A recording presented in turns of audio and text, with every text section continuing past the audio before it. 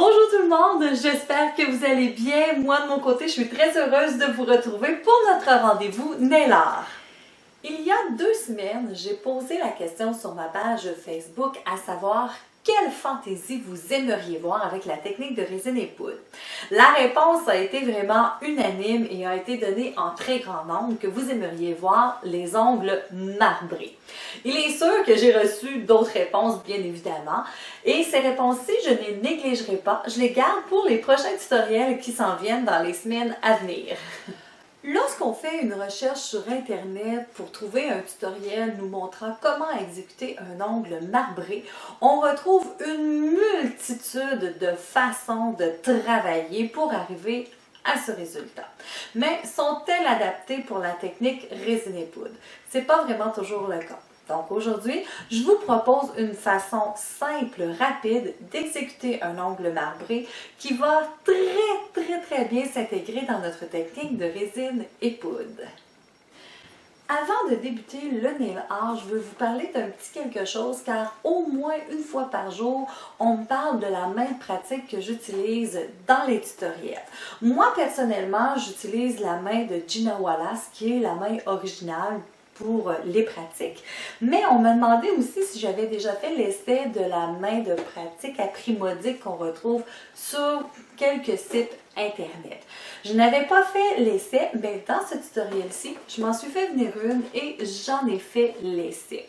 Sincèrement, je vais vous dire que lorsque je l'ai déballé, j'étais vraiment enchantée de ce que j'ai vu, la qualité des plastiques, la qualité aussi pour l'accrocher, pour la fixer sur la table, c'était vraiment très bien. Et lorsque j'ai commencé à l'utiliser, c'est là que j'ai commencé un petit peu à déchanter. Au niveau de la qualité de la main, ça va bien. Mais lorsque je suis arrivée avec les embouts, cette main pratique-ci a des embouts d'une couleur beaucoup plus foncée que celle que j'ai l'habitude d'utiliser. Donc, ça m'a vraiment causé quelques problèmes au niveau de mon tutoriel parce que j'ai dû changer les couleurs de produits que j'avais utilisés pour venir faire le nail art car ils étaient trop foncés et comme les embouts étaient foncés, le rendu n'était pas très joli au niveau de la fantaisie. L'autre chose aussi que je n'ai pas aimé de la main de pratique, c'est que les embouts, en plus d'être foncés, ils sont longs. Donc, si je veux poser une prothèse ou d'utiliser de la transparence dans mon nail art, je suis obligée de venir la couper et ensuite de venir la limer. Et le plastique, je ne sais pas ce qu'il y a, mais sincèrement, il n'est pas très facile à limer et la dentelle reste toujours prise après le plastique. Donc, il faut prendre un coupon, le couper, bon, tout enlever. Finalement, ça n'a pas été une partie de plaisir à ce niveau-là. Mais si vous ne voulez pas investir quand même un 150 $ et plus sur la même pratique originale de Gina Wallace, ben vous pouvez toujours vous procurer cette main-ci qui pourrait faire votre affaire pour vous. Moi, de mon côté, ça ne fait pas mon bonheur, mais ça ne veut pas dire parce que moi, ça ne fait pas mon bonheur que vous, ça ne fera pas votre bonheur. Sur ce, je vous laisse et je vous montre immédiatement l'ongle marbré de cette semaine.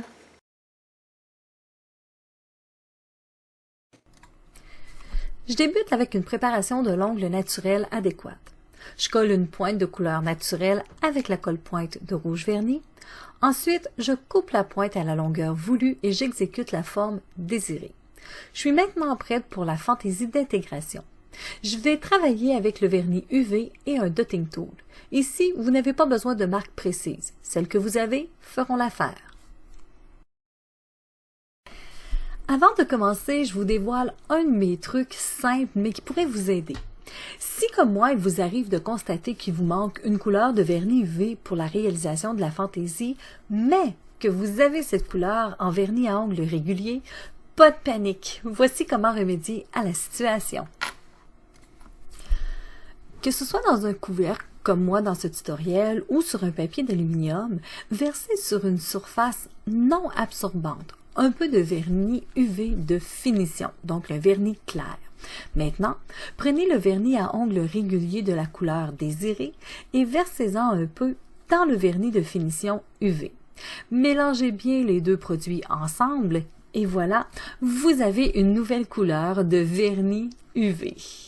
Notez que ce truc fonctionne avec les vernis réguliers sans brillant, avec brillant et même les poudres brillantes exclusivement. Mais souvenez-vous que cette astuce s'applique pour des petites quantités et non pour créer une bouteille complète d'une nouvelle couleur de vernis UV.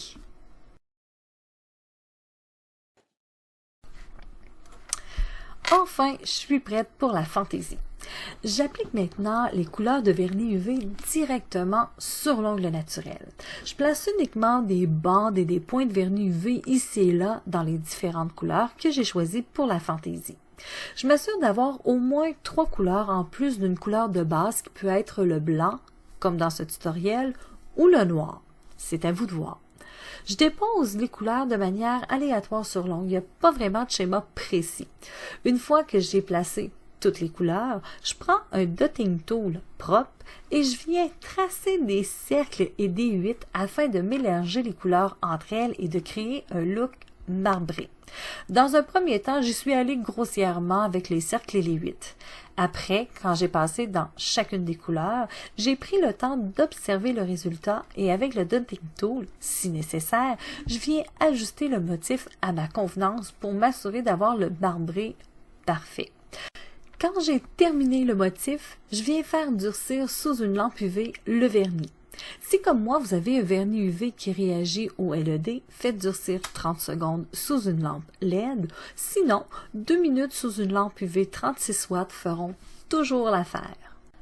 Le vernis est bien durci. Je prends un coton sec et je viens uniquement absorber l'excédent de résidus du vernis UV.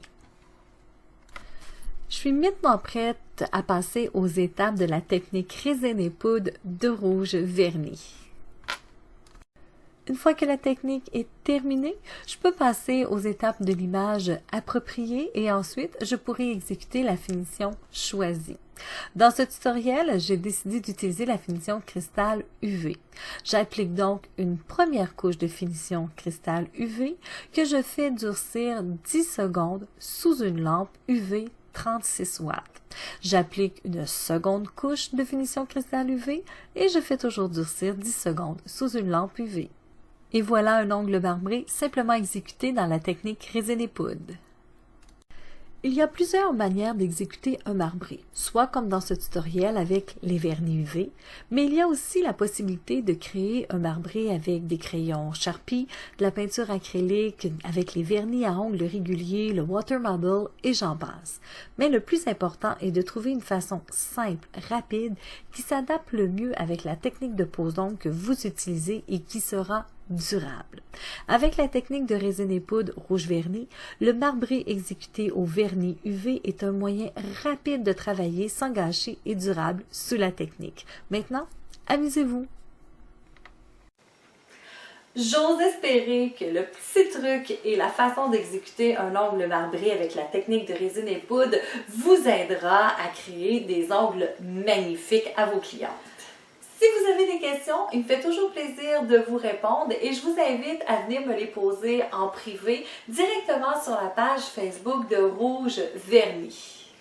Vous aimeriez suivre une formation en pose d'ongles ou une mise en niveau, que ce soit en classe ou que ce soit directement en ligne, je vous invite à venir visiter notre site web rougevernis.ca. Pour celles que ça intéresse, vous retrouvez toujours les produits de Rouge Vernis dans notre boutique en ligne directement sur notre site web. Sur ce, je vous souhaite une excellente journée et je vous dis au prochain tutoriel. Bye bye tout le monde!